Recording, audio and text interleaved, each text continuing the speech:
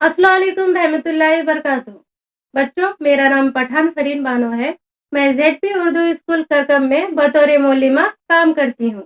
बच्चों, हम सब घर पर है। ये कोरोना वायरस वबा की वजह से हम सब लोगों की छुट्टियां चल रही है, इसलिए घर बैठे आपकी पढ़ाई के लिए जिला परिषद सोलापुर की तरफ से ये एहतमाम किया गया है कि आप घर बैठे तालीमी वीडियो के जरिए अपनी पढ़ाई मुकम्मल करेंगे। तो बच्चों, आज हम जमात हफ्तुम मजमून शहरियत में अपने दस्तूर का तारुफ इस बारे में मालूमात हासिल करेंगे। बच्चों, आप जानते हो खानदान, स्कूल, गांव, शहर के कामकाज बाकायदगी और आसानी से चलाने के लिए कुछ कवानीन और ज़ाब्तों पर हमें अमल करना होता है। इस तरह बच्चों, आप घर पर रहते हो, घर पे कुछ कवानीन होते हैं क्या? नहीं, लेकिन हमें बड़े जो कहते हैं हम उस पर अमल करते हैं, जैसा कि जल्दी उठना, खाने से पहले हाथ धोना, बड़ों की इज्जत करना। इस तरह से बच्चों, जब आप स्कूल आते हो तो स्कूल के भी कुछ कवानीन होते हैं, जैसा टाइम पे आना, यूनिफॉर्म पहनना। आप गाड़ी चलाते हो, उसके भी कुछ कवानीन होते हैं। इस तरह बच्चों, हमारे भारत के भी कुछ कवानीन हैं। आज हम इस सबक में देखेंगे कि कवानीन कहाँ दर्ज है, कवानीन किसने तैयार किया और इसके लिए कौन सी मजलिसें बनी, इसके बारे हम मालूमात हासिल करेंगे। चलो बच्चों, हमने पिछली जमातों में शहरियत की किताबों में हमने क़वानीन की ज़रूरत के बारे में बहुत सी बातें समझ ली हैं। ख़ानदान, स्कूल और अपने गांव या शहर के कामकाज बाकायदगी और आसानी से चलाने के लिए हमें क़वानीन और ज़ाब्तों पर अमल करना होता है। बच्चों, हर ख़ानदान के क़वानीन नहीं होते, लेकिन ख़ानदान के अफराद को आपस में कैसे रहना चाहिए, इसके लिए कुछ ज़ाब्ते होते हैं। स्कूल में दाखिले, यूनिफॉर्म और पढ़ाई के सिलसिले में भी क़वानीन होते हैं। बहुत से मुकाबलों के भी ज़ाब्ते और क़वानीन होते हैं। बच्चों, हमारे गांव या शहर के मामलात भी तो क़वानीन के मुताबिक ही चलते हैं।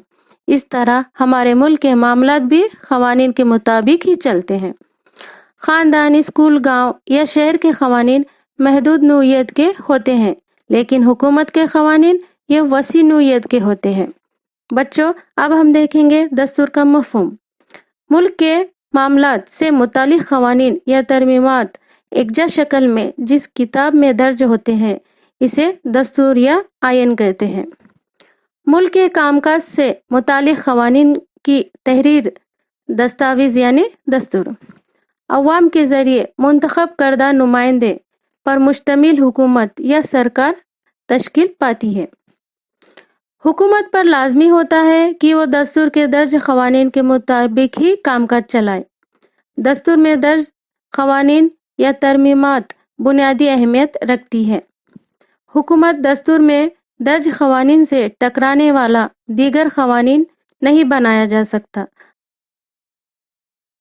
जो अब हम देखेंगे दस्तूर के क़वानीन के मौज़ूआत।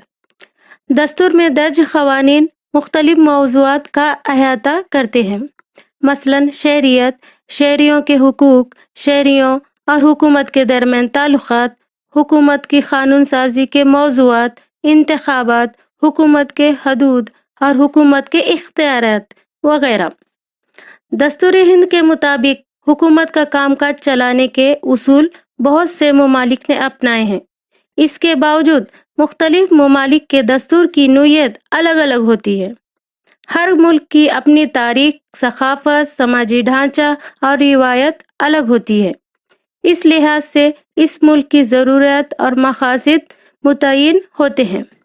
हर मुल्क अपनी खुसूसियात को सामने रखते हुए अपना दस्तूर बनाता है। बच्चों, क्या आप जानते हो अमेरिका और बरतानिया की हुकूमतों का कामकाज दस्तूर के मुताबिक ही चलता है, लेकिन दोनों ममालिक के दस्तूर अलग अलग है। मसलन अमेरिका का दस्तूर सिर्फ 7 नुकातों पर मुश्तमिल है, लेकिन 225 बरस गुजर जाने के बावजूद अमेरिका का हुकूमती कामकाज इस दस्तूर के मुताबिक ही चलता है। अब हम देखेंगे दस्तूर की ज़रूरत क्यों है। दस्तूर में दर्ज क़वानीन या ज़ाब्तों के मुताबिक हुकूमती कामकाज चलाने के कई फ़ायदे हैं। हुकूमत को क़वानीन के दायरे में रहते हुए अपना कामकाज चलाना होता है, जिसकी वजह से इसे हासिल हुकूक और इख्तियारात के नाजायज इस्तेमाल के अमकानात कम होते हैं। दस्तूर में शहरियों के हुकूक और इनकी आज़ादियों का जिक्र होता है। हुकूमत शहरियों के इन हुकूक को छीन नहीं सकती, इसलिए इनके हुकूक और आज़ादी महफूज रहती है। दस्तूर के क़वानीन के मुताबिक हुकूमत का कामकाज चलाना कानून की हुक्मरानी कायम करने जैसा होता है, क्योंकि इसमें इक़्तिदार का नाजायज़ इस्तेमाल या मनमानी की गुंजाइश नहीं होती। दस्तूर के मुताबिक हुकूमत कामकाज के पेश नज़र हुकूमत पर आम इंसान के एतबार में इजाफा होता है। वह हुकूमत कामकाज में शरीक होने के लिए आमादा होता है। हुकूमत कामकाज में आम इंसान की बढ़ोतरी हुई शमूलियत की वजह से जमहूरियत मजबूत होती है। दस्तूर अपना मुल्क के सामने कुछ सियासी मिसालें पेश करता है। इस तरह दस्तूर में शहरियों के फ़राइज़ का तज़किरा होता है, जिसकी वजह से शहरियों की जिम्मेदारियों का भी तयन होता है। बच्चों, अब हम देखेंगे हुकूमत उमूर यानी क्या। हुकूमत उमूर में किन बातों का शुमार होता है? मुल्क की सरहद की हिफाजत करना, बैरूनी हमलों से मुल्क की हिफाजत करने से लेकर गरीबी दूर करना, रोज़गार के मौक़े पैदा करना, तालीम और सेहत के से मुतालिक खिदमात, सनतों और कारखानों को फ़रोग़ देना, कमज़ोर तबक़ात का तहफ़्फ़ुज़, ख़वातीन, बच्चों और आदिवासियों की तरक्की के लिए मनसूबाबंदी करने तक के बारे में हुकूमत को कानून साजी करना होता है। कानून साजी पर अमल आवारी के ज़रिए समाज में तब्दीलियाँ लानी पड़ती है। मुख्तसर ये कि जदीद दौर में हुकूमत को खलाई तहकीक से लेकर अवामी सफाई तक के मामलात में फ़ैसला लेना पड़ता है। इसे हम हुकूमत का उमूर यानी हुकूमत का कामकाज कहेंगे। दस्तूर के मफ़हूम और इसकी ज़रूरत को समझ लेने के बाद अब हम भारत की दस्तूर साजी के मुतालिक मालूमात हासिल करेंगे। तो बच्चों, अब हम देखेंगे दस्तूर साजी का पस मंज़र। भारत की दस्तूर साजी का काम 1946 में ही शुरू हो चुका था।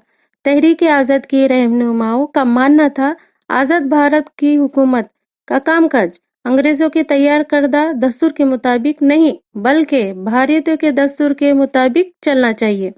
लिहाजा भारत का दस्तूर तैयार करने के लिए एक कमेटी तश्कील दी गई, जिस कमेटी का नाम था दस्तूर साज मजलिस। अब बच्चों, हम दस्तूर साज मजलिस के बारे में मालूमात हासिल करेंगे।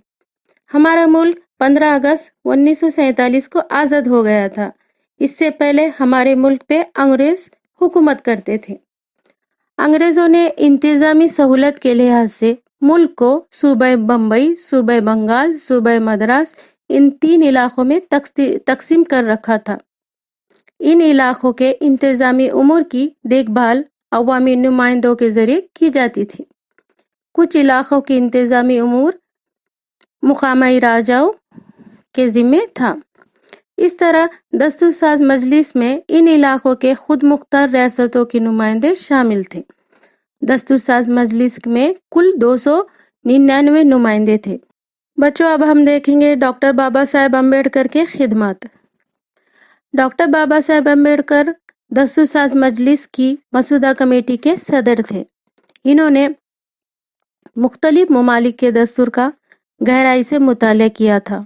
इन्होंने दिन रात सख्त मेहनत और गौर फिक्र के बाद दस्तूर का मसूदा तैयार किया था। इस मसूदे को दस्तूर साज मजलिस में पेश किया गया, जिसमें हर दफा पर सिलसिलेवारी बहस की गई, कई इस्लाहात तजवीज़ की गई।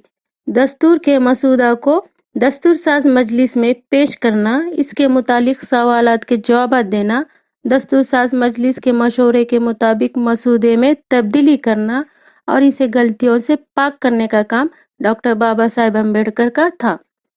भारत के दस्तूर की तैयारी में डॉक्टर बाबा साहेब अम्बेडकर ने जो खिदमत अंजाम दिए, इसीलिए इन्हें भारत के दस्तूर का मेमार कहा जाता है। मुकम्मल दस्तूर तहरीर तौर पर होने के बाद उसे दस्तूर साज मजलिस में मंजूरी हासिल हुई और 26 नवंबर 1949 को ये दस्तूर तमाम भारतीयों पर नाफिज हो गया। इसलिए 26 नवंबर को यौम दस्तूर के तौर पर मनाया जाता है। बच्चों, क्या आप जानते हो डॉक्टर राजेंद्र प्रसाद, जवाहरलाल नेहरू, डॉक्टर बाबा साहेब अम्बेडकर, वल्लभ भाई पटेल, मौलाना अबू कलाम आज़ाद, सरोजनी नायडू वगैरह दस्तूर साज मजलिस के रुकन थे। बच्चों, 26 जनवरी 1950 से दस्तूर में दर्ज कवानीन के मुताबिक हमारा मुल्क की हुकूमत उमूर चलाने का आगाज हुआ। इस रोज भारत का जमहूरी मुल्क के तौर पर वजूद अमल में आया, इसलिए 26 जनवरी को हम यौम जमहूरिया के तौर पर मनाया जाता है। बच्चों, आज हमने अपने दस्तूर का तारुफ इस सबक के बारे में मालूमात हासिल की है। बच्चों, आज के लिए बस इतना ही, फिर मिलेंगे। अल्लाह हाफिज।